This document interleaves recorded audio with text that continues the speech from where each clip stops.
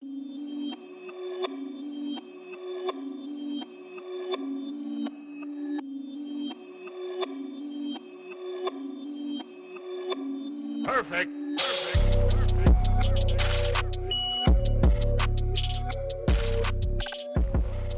What's going on, guys? Welcome back to RC Every Day. So we got a extra special Tamiya time video. I did this build, I don't know, a couple weeks ago, and teased at the end of it about doing something special with it, making some wheels and trying to give it a style. So the body is back from Kentucky. My buddy Bob Hardwick painted it for me and did a fantastic job with these 20-year-old stickers that did not want to cooperate. We painted it just the regular white Tamiya paint. I don't remember what number it was, and backed it with silver so it pops a little bit. He's got, I think there was, I don't remember how many stickers he said. There's a lot of stickers. So I've already done the back. I've been just kind of test to see what'll work. I've had some issues with my plans, but this had these really cool 3-spoke wheels, and they're the perfect offset for this, but the tire stuff is way too big, and it just looks kind of generic and boring. I'm not going to drive this. This is completely displayed. I mean, this is vintage Tamiya. It'll be part of my collection, and I just wanted to do something kind of cool with it. And it's good we're not going to drive it, because I am butchering up some wheels to make them work, make the offset where I need it. And yeah, so I'm adding some camber to this. Obviously from the rear you can see it's actually, that part is not janky. We're not damaging the chassis. Actually, for the rear I used some of these MO5 suspension arms and used a different spring, all Tamiya stuff. Had to get tricky with some spacers because the arms on this one have a offset.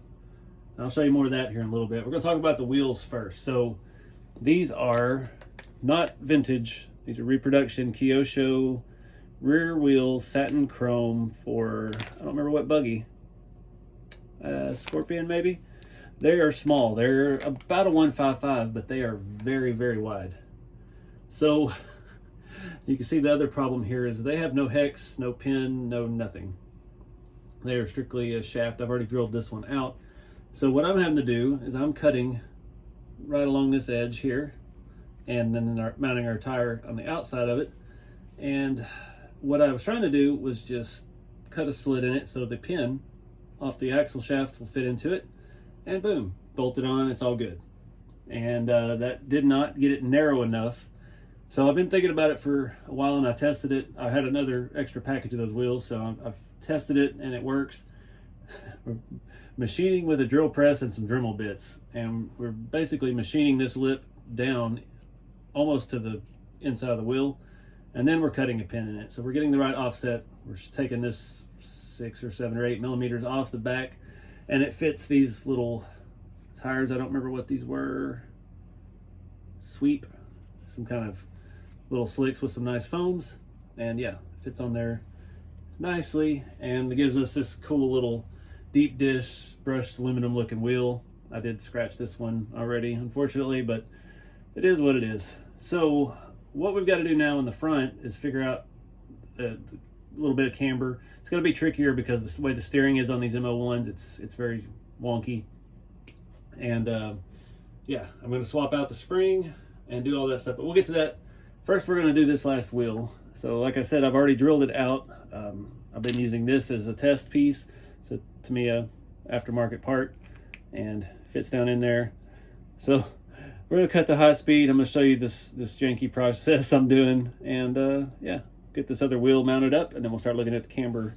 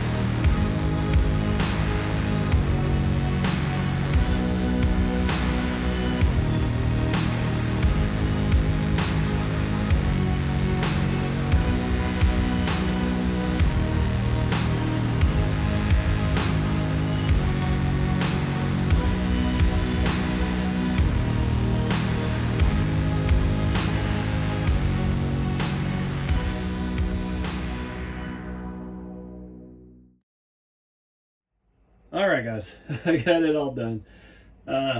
Is it practical? No. Is it everybody's cup of tea? Definitely not.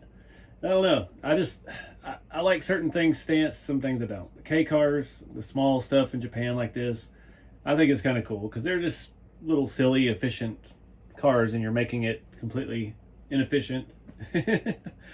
So yeah, this is a lot of work. These wheels are not going to spin perfectly around, especially the back ones that I did first. It took me a little bit of practice.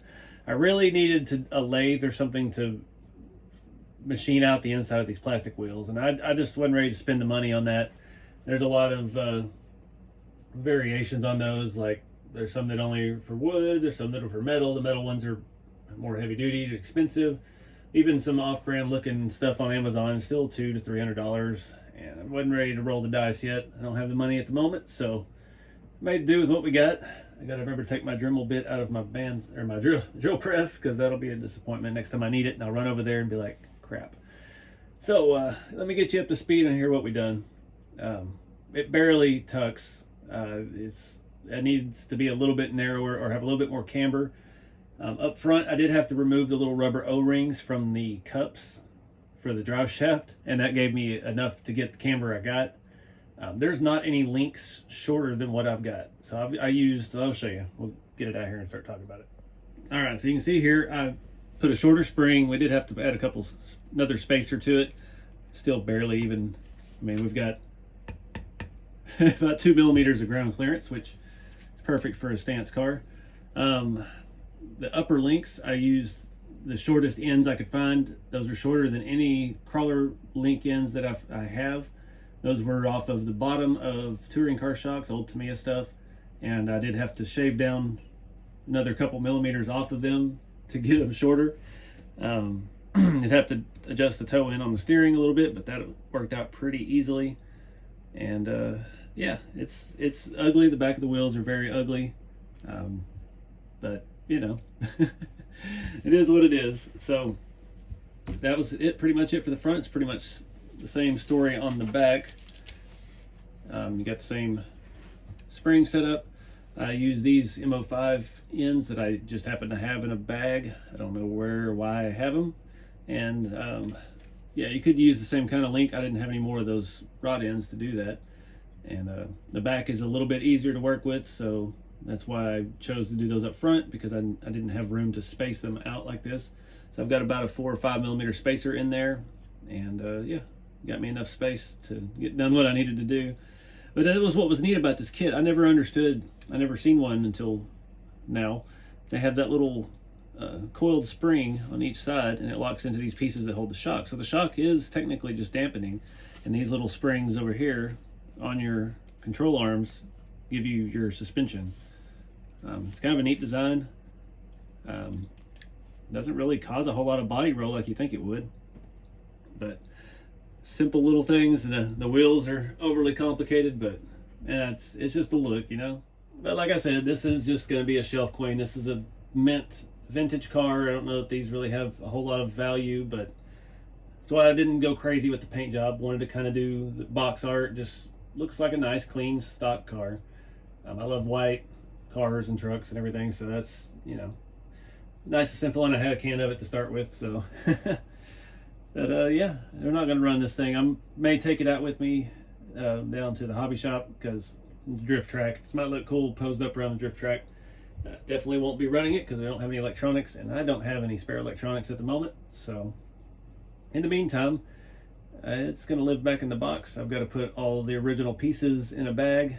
I'm going to put the original tires and wheels in a bag and get them stored away in the box for safekeeping in case we ever want to put this back stock. You never know, in 10 years this kit might be worth a fortune, so we can undo everything we've done and put it on eBay. Or just put it out on display and yeah, enjoy it. But I think that's going to wrap it up for this video. If anybody's asking, I've already had people ask me on social media. This is a Kyosho SCH002SC. You can see it there. These are, I think, the Scorpion rear wheels, buggy wheels, and with some fiddling you can make them work. But you gotta be not be afraid to cut things up. So I gotta find 2 more body clips for this, and yeah, get it put away for safekeeping.